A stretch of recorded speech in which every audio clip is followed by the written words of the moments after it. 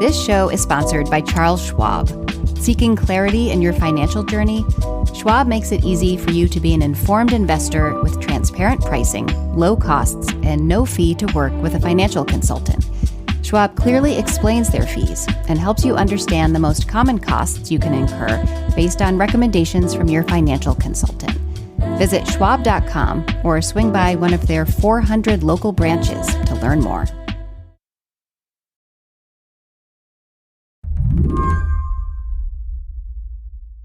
Can you guys hear me okay? Yeah. Okay, great.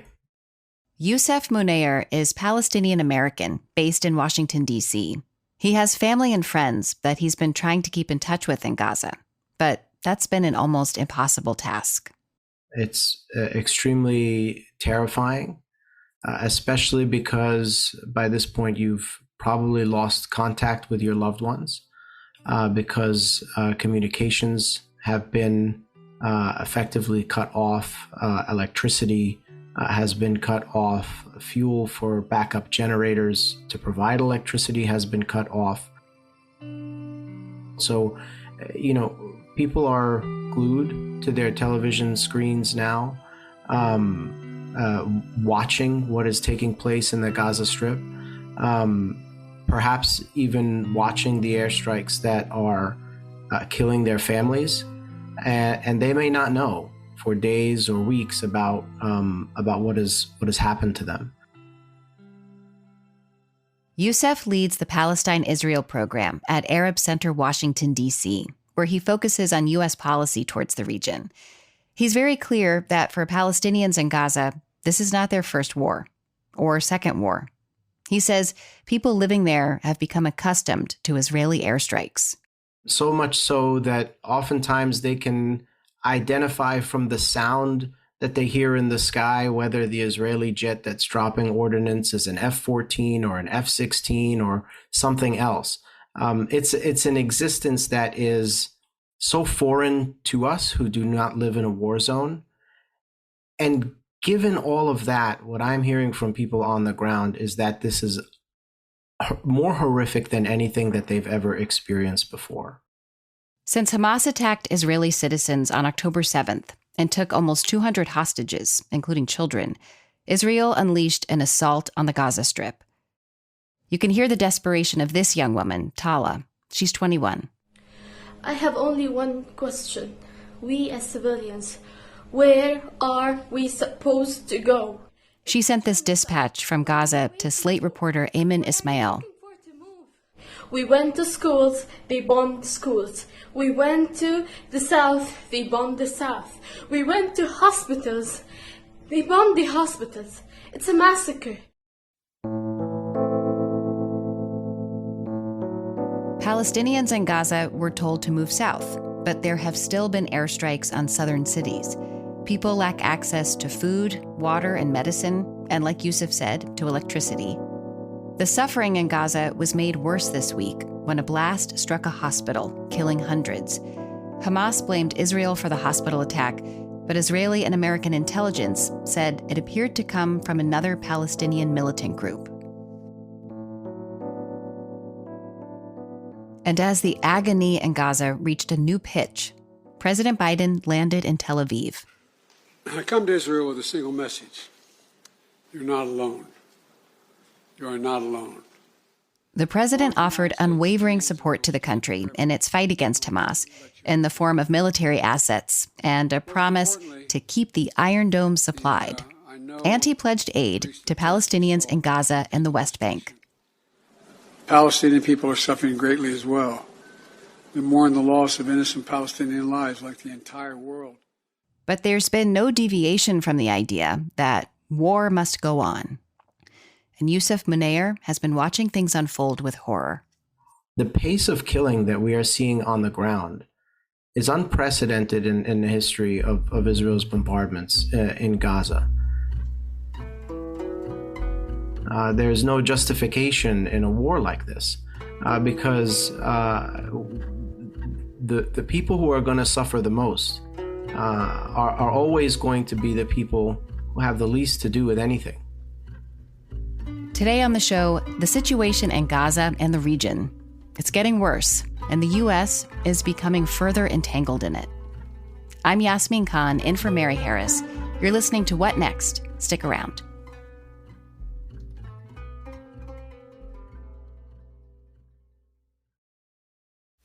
This podcast is brought to you by Progressive Insurance. Most of you listening right now are probably multitasking. You are listening while you're driving, cleaning, exercising, maybe even grocery shopping. But if you're not in some kind of moving vehicle, there's something else you could be doing right now. Getting an auto quote from Progressive Insurance. It's really easy, and you can save money by doing it right now from your phone. Drivers who save by switching to Progressive save nearly $750 on average. And auto customers qualify for an average of 7 discounts. Discounts for having multiple vehicles on your policy, being a homeowner, and more. So just like your favorite podcast, Progressive will be with you 24/7, 365 days a year. So you're protected, no matter what. Multitask right now. Quote your car insurance at Progressive.com to join over 28 million drivers who trust Progressive. Progressive Casualty Insurance Company and Affiliates. National average 12-month savings of $744 by new customers surveyed who saved with Progressive between June 2022 and May 2023. Potential savings will vary. Discounts not available in all states and situations. This show is sponsored by Charles Schwab. Schwab believes every investor deserves to work with a firm they can count on. That's why Schwab has 400 local branches with financial consultants ready to serve you, along with professional answers and 24/7 live help. And it's backed by Schwab's Satisfaction Guarantee. If you're not completely satisfied, Schwab will reimburse eligible fees related to your concern. Visit schwab.com/satisfaction to learn what's included and how it works. Charles Schwab. Own your tomorrow. Can you share any details of what you're hearing from friends and family there? I don't know if you're getting texts or if you're speaking to anyone by phone. You know, information is difficult to get. People are trying to conserve whatever battery they may have. Right. Connection to, cellular networks is very limited.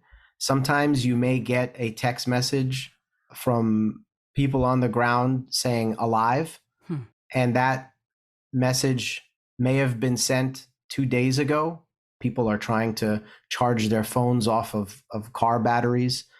And then in the hours that go by where you don't get that message, you wonder why. What does that mean? Are they still there? And so, it's impossible. It's impossible. Yeah. No people should have to be subjected to this. And the people of Gaza have been subjected to this over and over again. And the only thing the world has told them is that there is no other option but this. Do Gazans have any options for safety anywhere at the moment? No, they don't. There are Palestinians in Gaza who have been killed, and then there are Palestinians in Gaza who feel that they are going to be imminently killed. That's it. And again, this is not new in terms of what we've seen when there is bombardment of this space on a repeated basis. Every time there is a war like this on Gaza, the Israeli military tells people, hey, you can go here, hey, you can go there. And people who followed those orders have been killed in airstrikes on those places. And everybody in Gaza who has lived through this, of course, remembers those things. And so, they clearly cannot trust anything the Israeli military is saying. Usually, Israeli officials seek to maintain a pretense of concern for civilian life. But they feel that in this moment, they have the international support to carry out whatever it is that they want to do in the Gaza Strip, which, by the way, are different than what we've seen in the past. So you've seen a shift in their actual language. I've watched this time and time again. I've seen the statements of Israeli officials around their military operations in 2008, in 2012, in 2014, in 2018, in 2021. There is a clear shift in the way that they are speaking about this. When reporters have asked them about civilian casualties this time around. And what about those Palestinians in hospital who are on life support, and babies and incubators whose life support and incubator will have to be turned off because the Israelis have cut the power to Gaza? Are you seriously keep on asking me about Palestinian civilians? What's wrong with you? Have you not seen what happened? We're fighting Nazis. That's not the normal line from Israeli officials. And when you pair that with the language from the defense minister about Palestinians being human beasts, the language from the Israeli prime minister about Palestinians being the children of darkness, and then you pair that with the actual policies of cutting off the basic needs for sustaining human life, like water and electricity and fuel, in a place like Gaza, in an indiscriminate way, targeting everybody there. This is the kind of language that precedes mass atrocities, and mass atrocities are taking place in Gaza. How would you describe Israel's military strategy right now, if there is one? Gaza is a problem that nobody has wanted to deal with, and they'd rather it just disappear. The Israeli Prime Minister Yitzhak Rabin in 1992, long before the current realities in Gaza, said that I wish I could wake up one day and just see Gaza disappear into the sea. You can take at face value some of the statements from Israeli officials about what their strategy has been. Historically, they have dealt with Gaza in the last decade and a half or so with this approach that they call mowing the lawn, which means that effectively they see periodic bombardment as a form of maintenance that they must apply to Gaza to maintain some kind of deterrence. And so there is a assumed inevitability to having to bomb again and again and again. And each time, of course, they do this, it clearly does not solve the problem. So I think there is a recognition now that approach has clearly failed, and failed in a massive way. And so what we are seeing now is either a new Israeli strategy that has not yet been made clear to the public, or perhaps even scarier, the complete absence of strategy altogether, which I think is far more likely, and nothing but unmitigated vengeance against a civilian population from a state that is enraged and at the same time dysfunctional. And the scariest thing about this is that, of course, as it continues, and we are starting to see this now, we should expect the significant possibility of it becoming a much broader regional war. Mowing the lawn is a chilling term. It is, and it's it's used repeatedly to describe this as if it's some sort of normal thing to refer to a space where there's 2 million people, half of them children. And I would say too, what morality is there in military operations that will inevitably kill civilians and usually kill more civilians than anything else, whose repetition is pre-planned? This is it's a failure of policy and vision and strategy, but it's one that has been accepted and tolerated not just by Israel, but by Israel's strongest supporters, including here in the United States.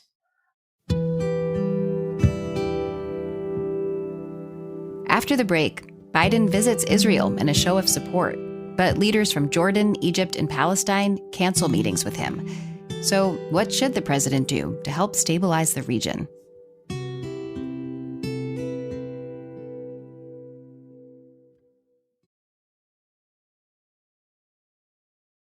President Biden was in Tel Aviv just yesterday, pledging that Israel would have what it needed to protect itself. For decades, we've ensured Israel's qualitative military edge. And later this week, I'm going to ask the United States Congress for an unprecedented support package for Israel's defense. We're going to keep Iron Dome fully supplied so we can continue standing sentinel over Israeli skies, saving Israeli lives. What message does this visit send, in your mind? Well, it depends to what audience. To the Israelis, it's clearly a message that says, I'm here to back you and do whatever it is you want to do. And that's a message, of course, that was sent not just with the presidential visit, but with arms that were supplied to Israel, and with aircraft carriers that have been sent to the region as well. The world will know that Israel is stronger than ever. And my message to any state or any other hostile actor thinking about attacking Israel remains the same as it was a week ago. Don't. To Palestinians and to the rest of the Arab and Muslim world, which is enraged right now over what Israel is doing to Gaza, it sends the message that Biden simply doesn't care about them. He doesn't care about their perspectives. He doesn't care about how the United States is seen in the region. He doesn't care about what American allies in the region have been telling him, including the allies who were supposed to meet with him and then canceled their meetings that were scheduled with him to take place. And that, I think, is devastating, not just for the region, not just for the people in Gaza, but also for American credibility, that, is going to have reverberations outside of the region as well. Including in places like Ukraine, where the United States has been trying to rally more support from the global South. That's always looked at the American position with a degree of skepticism, and it's just it's dangerous, it's irresponsible, and it's horrifying. Yeah, how do you think this visit is changed by the fact that Biden will only be meeting with Netanyahu now? Well, look, it's a tremendous embarrassment for the United States. The Jordanians, the Egyptians, Mahmoud Abbas, or the Palestinian Authority. You have to remember, these are all American allies. Mm-hmm. These are governments that are supported by the United States. Their militaries are financed by the United States. And the American president is getting on a plane and coming to the region to meet with you, and you cancel your meeting with him. This is a massive embarrassment for Biden, who was taking a tremendous political risk by attempting this to begin with. I think he's been significantly misadvised on this issue. Yeah, you tweeted that you've come to the conclusion that Biden was totally unprepared for and not capable of dealing with this crisis. Absolutely. I mean, when his national security advisor 10 days before this started is talking about the Middle East.